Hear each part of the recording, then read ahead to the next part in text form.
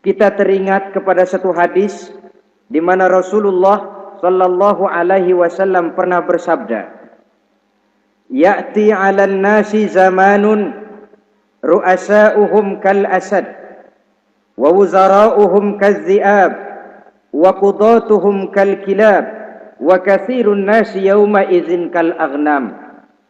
Pada satu saat, kata Nabi, akan datang di tengah masyarakat manusia, di mana pada masa itu muncul pemimpin-pemimpin yang bertingkah laku seperti singa. Ru'asa'uhum kal asad. Pemimpin-pemimpin mereka bertingkah laku seperti singa. Saudara kenal singa? Saudara boleh periksa. Di mana ada hutan, singa selalu menjadi raja. Padahal hutan belum pernah bikin pemilihan umum. Tapi yang namanya singa tidak pernah peduli. Ada pemilihan umum atau tidak, raja hutan tetap singa. Kenapa? Karena singa menjadi raja di hutan bukan berdasarkan kebenaran, tapi karena kekuatan. Karena kuat, maka dia naik jadi raja. Soal benar atau tidak, soal lain. Maka sebagai akibatnya, setelah si singa ini naik menjadi raja hutan, dia bukan melindungi rakyatnya, malah makanin rakyatnya. Coba saudara lihat di hutan. Kambing rakyat hutan dimakan oleh singa. Ayam rakyat hutan dimakan oleh singa. Sapi rakyat hutan dimakan oleh singa. Inilah akibatnya karena singa naik berdasarkan kekuatan. Setelah naik bukan melindungi rakyatnya, malah makanin rakyatnya. Mental semacam inilah yang dimiliki oleh Raja Namrus laknatullah alaih. Cuma karena rasa ketakutan akan datang orang yang akan menumbangkan kekuasaannya, maka seluruh bayi laki-laki harus dibunuh tanpa dosa apapun. Itu akan datang di tengah masyarakat manusia, muncul pemimpin-pemimpin yang mentalnya seperti singa. Lah kalau yang jadi pemimpin sudah seperti singa, wa wuzara'uhum kaz-zi'ab. Yang jadi wazir, yang jadi menteri, kata Nabi, lagunya seperti serigala. Nyetel ini. Kalau sudah pemimpin seperti singa, yang jadi menteri seperti serigala. Apa serigala itu? Saudara tahu dalam dongeng anak-anak, serigala itu kan binatang yang paling licik. Untuk terang-terangan dia tidak berani karena tidak punya kekuatan seperti sang singa. Maka dia pakai ilmu kelicikannya. Serigala itu kalau ingin makan daging ayam, pakai bulu ayam. Kalau kepengen makan daging kambing, pakai bulu kambing.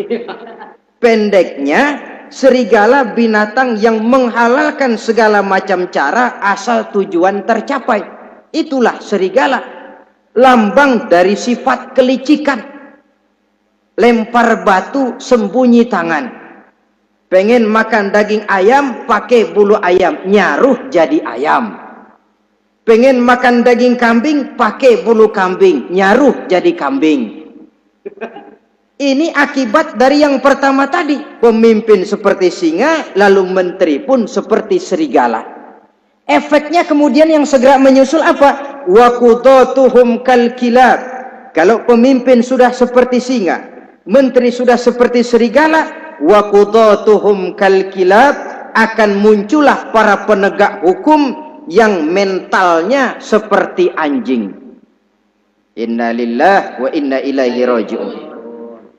Penegak hukum yang mentalnya seperti anjing itu.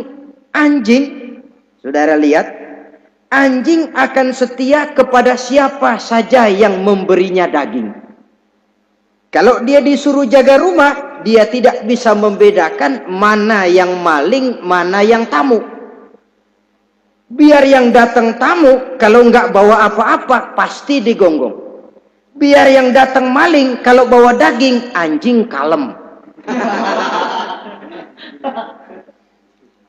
Pokoknya siapa yang memberi saya daging, itulah majikan saya. Apa kata majikan saya, itulah yang saya laksanakan. Maka hilang kebenaran hukum, hancur norma-norma keadilan. Oleh karena apa? Oleh karena anjing dapat daging. Lalu dalam kondisi semacam itu, yang jadi rakyat bagaimana? Kata Nabi, wa katsirun nas yauma izin kal aghnam. Adapun kebanyakan orang pada masa itu, lagunya sudah seperti kambing. Saudara, kambing itu binatang yang cuma menang groyokan dan tidak punya alternatif. Namanya kambing, digiring ke lapangan embe. Betul kan? Betul. Digiring ke kuali embe. Dikasih makan rumput embe. Sampai pun mau dipotong masih embe juga. Tidak punya pilihan lain si kambing ini, tidak punya alternatif lain. Kondisi semacam inilah yang terjadi di masa pemerintahan Raja Namruz laknatullah alaih.